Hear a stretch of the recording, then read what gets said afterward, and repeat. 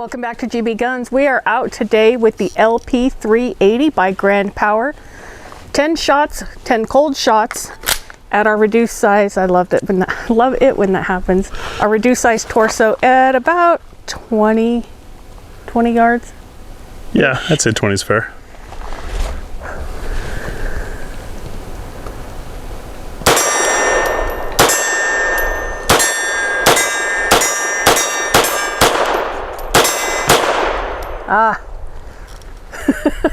You don't normally go that fast. I don't normally go that fast. And obviously we saw why, because then I missed. But everything about that made me want to go faster. I'm looking forward to this review. What are we in for? Well, I've got to do my cold shots. Then we've had viewer request for a chronograph because this is a very long barrel for a 380. Then we have our full mag plus one, the trademark what's for dinner test, the dreaded spinner test, and some practical accuracy 5-shot from 7 yards before we both give you our final thoughts on. Maybe I'll be a little more excited about the spinner. Not as much energy coming out of this. It'll be interesting. Okay. And I forgot to mention earlier, for our cold shots, we're using some Blazer brass. I believe it's 95 grain, but we'll check on that for you.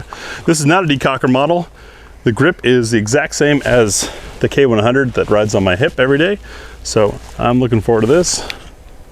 Ooh, that slide is different. Crisp trigger.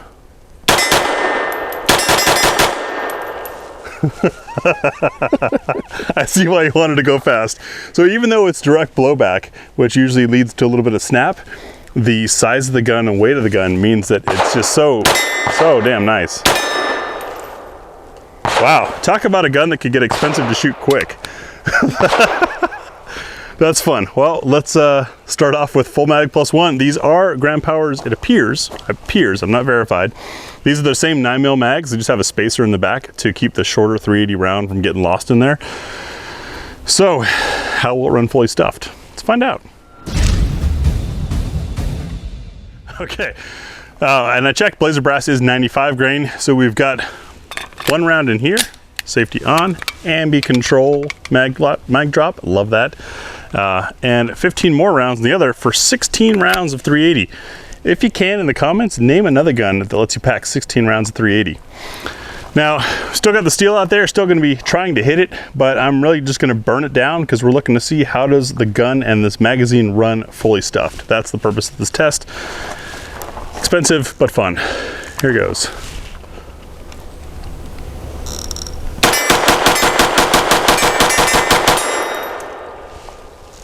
No issues. It's almost like a sputtering machine gun. Lots of fun. We'll add the dings in later with our special effects. Let's see what it eats. It's that time again.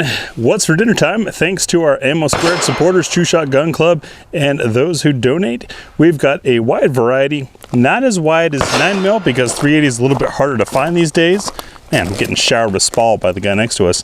But you can see we go from 85 grain all the way up to 102 grain. We've got nickel plated cases, we've got flat nose, round nose, we've got hollow points, we've got steel case, no aluminum, but we'll see what it eats. 3 shots only, because we want to see does it feed from slide lock, is there enough energy to cycle and pick up a second round. The third round's a bonus because we're also looking to see if it locks the slide open on empty.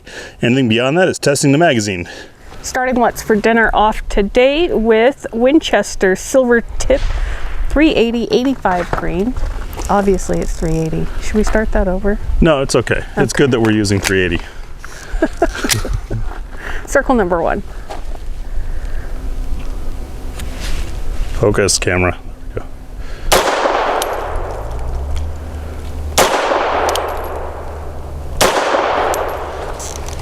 go. Man, it could be just the frame rate, but it sure looks like the gun doesn't really move in your hand. It's pretty nice. Right back flat and ready as soon as you pull the trigger. Yeah. And for circle number 2, we have Remington's high terminal performance in 88 grain. That's a jacketed hollow point. I think they're nickel plated bullets too. No, nickel cases. I was just reading the picture.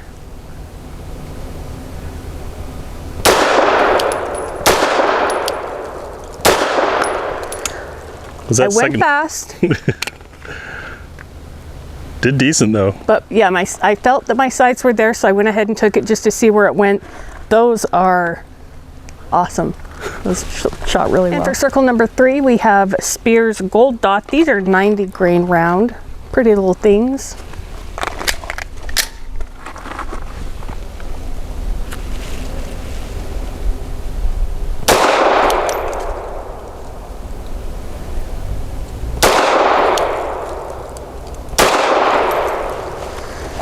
They smell a little peppery. They're a little more stout than the Remingtons. Nice shot. And in circle number 4, we're going to put the Hornady's Critical Defense 90 grain with the silicone tip in them.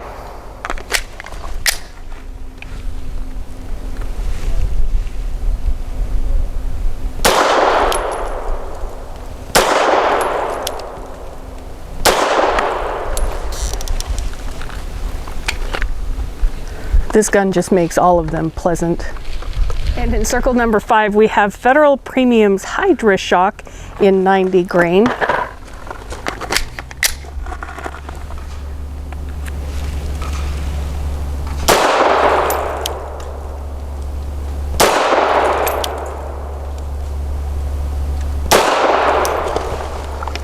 Those have a very distinct smell, but I can't figure out what it is. Excellent group. This smells like an old surplus store. Circle number 6, we've got Spears Lawman 95 grain TMJ, which I believe there's medication for. Birthday bump. Love that. That's a Grand Power feature on a lot of guns. If you slam the mag hard enough, it just drops the slide. Great for competition or self-defense.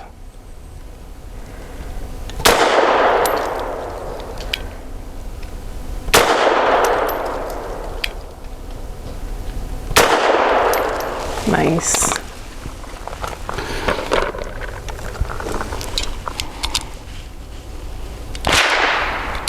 PPU, where you learn how to, has the 94 grain as their self-defense line, jacketed hollow point, a very short, snubby round. They look vicious. I'm gonna see somebody walk around with a sweatshirt that says PPU, looking all scholastically.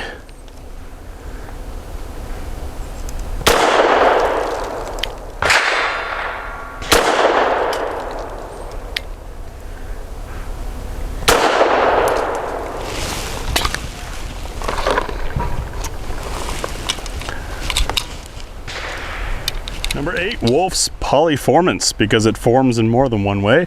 These are steel cased 94 grain. Now remember, steel is usually not preferred in blowback guns because it expands and contracts, or expands at the same time, at a different rate than brass does, and that's what the guns are designed for. No birthday bump. Hopefully that's not a sign. See how it eats the steel. Snappy. I say that, but the muzzle comes right back to where I was aiming after each shot anyways. No problems there. Smells like oily. Circle 9, we've got Browning BPT, Full Metal Jacket, 95 grain. These are black nickel coated cases and a snub nose round. Yes.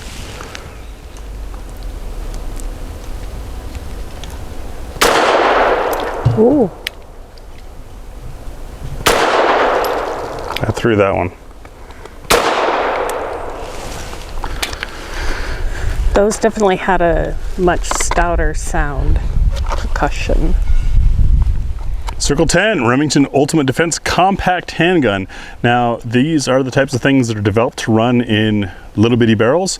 Compact for 380 is usually smaller than this, even though technically this is kind of compact size by the old size rules. But this is 102 grain and nickel plated casing and brass jacketed hollow points, or BJHP if you will. I'm really loving the birthday bump. Stouter recoil for sure, but very manageable.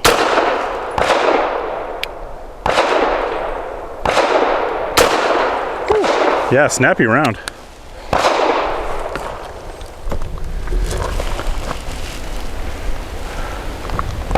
doesn't want to get that one. There we go. One more ammo related thing, since you guys wanted to know, and I'm curious too, if we're getting a lot of extra velocity out of this longer than average 380 barrel or not. We don't have match ammo in 380 because I don't think it exists. So we're gonna go with Federal Premium's Hydra-Shoks. I'm tripping on my tongue today. These have a stated velocity of 1,000 feet per second. What barrel length? We don't know. Is this longer than what they tested in? Maybe. But we'll find out. Let's get the chrono. So we've got 5 rounds of that Federal Hydra-Shok loaded up, and Tia's gonna take a shot at the target here. We're about 8 yards away, 7 yards away. We've got the chrono there, and our chrono is tricky. Sometimes it reads meters, sometimes feet. Don't worry, we'll crunch the numbers. We got an error. 323, 335, 327, 334. Oh, I'm out. You only loaded 4. No, I loaded 5. You got an error. Oh, that's right. But, and I'm no mathematician, I'm thinking that's more than 1,000 feet per second. So we, it seems, are getting some extra oomph out of the little 380 by having that longer barrel.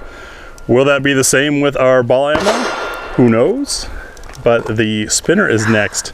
Tia, 8 rounds, 10 rounds? I would like to have 10 because it's less velocity.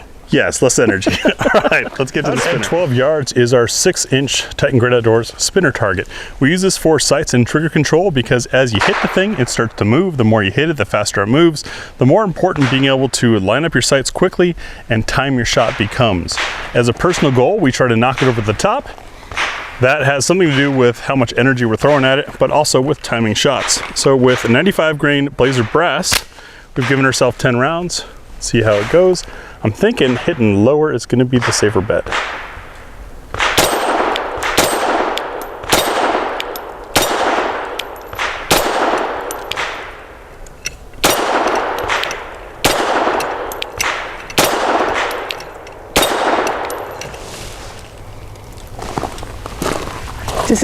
Maybe it's not getting enough energy? It's not, I mean, because I think I hit most of those. It's just 380 doesn't pack the same punch that 9mm does. As far as sights and trigger control, I have to proclaim as you guys probably know, somewhat of a home team advantage. I've been carrying a Grand Power K100, same trigger, same action type for a number of years, and been to numerous courses with it. So I really know these sights and this trigger. To me, they are great. I would love different sights. Hopefully in the future, Grand Power moves to some less unique sighting systems so we can get different night sights and things. But the trigger is crisp, very easy to time, and for me has really become second nature at this point. Now for a more fair evaluation, a non-regular Grand Power shooter, Miss Tia gives it a try.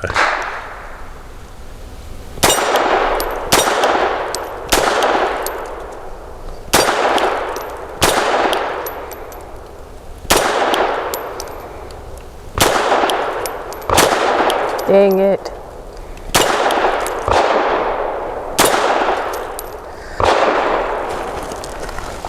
I was hitting it. I missed a couple of times. But most importantly, you were hitting it, and that was probably the quickest I've seen you engage that. The sights work really well for me. Even though the target is a little shadowed and the same color as the sights work really well for me in being able to keep that sight picture. The trigger is just firm enough to challenge me a little bit and make me go a little bit faster.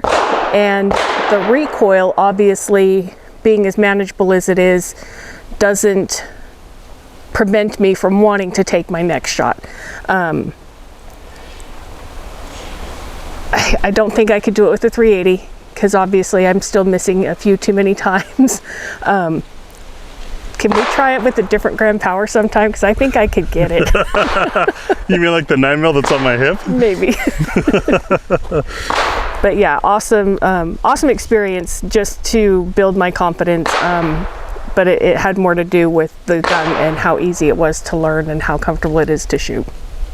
Well, we don't have any match ammo, as we stated earlier, but let's try our accuracy, which is the Blazer brass, and see on a fixed barrel with these sights and this great trigger, how well can we shoot it? Deal. So 5 shots from 7 yards for accuracy using the Blazer 95 grain. I'm going to be shooting at the left circle square.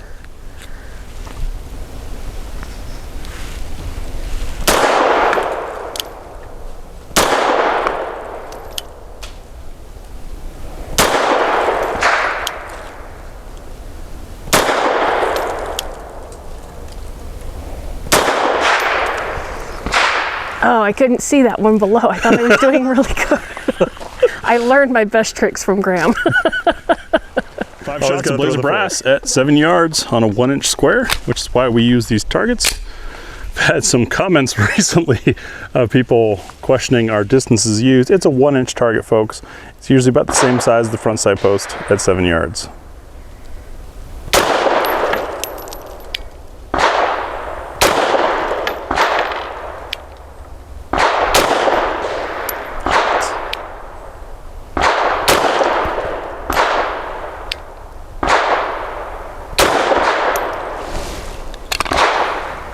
So I've said it before in our many reviews or experiences with Graham Powers that I can truly understand Graham's appreciation for them.